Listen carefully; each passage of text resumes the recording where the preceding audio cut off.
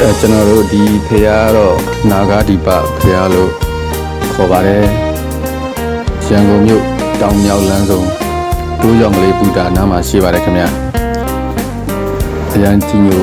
တရားကောင်းပါတယ်ဖရာဦးဒီနဲ့လည်းအရန်များပါတယ်ဗျဒါတော့နဂါမင်းနဲ့ကျွန်တော်တို့မြတ်စွာဘုရားနဲ့နဂါမင်းသူတို့ရဲ့ဒီဗတ်သက်မှုတွေအကြောင်းကို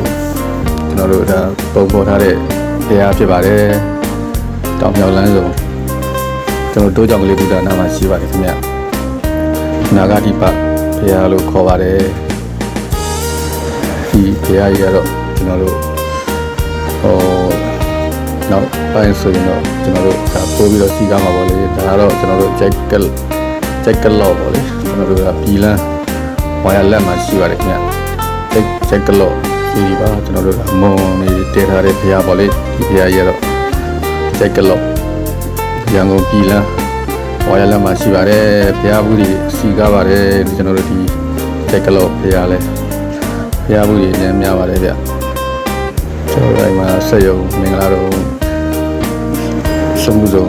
ကျွန်တော်တို့ရှိကြည့်တာစမှုစုံပေါ့လေအဲဒီရှိတဲ့ဝန်ထမ်းတွေလူငယ်တွေလာပြီးတော့ဖူးမြော်ကြတာဖြစ်ပါတယ်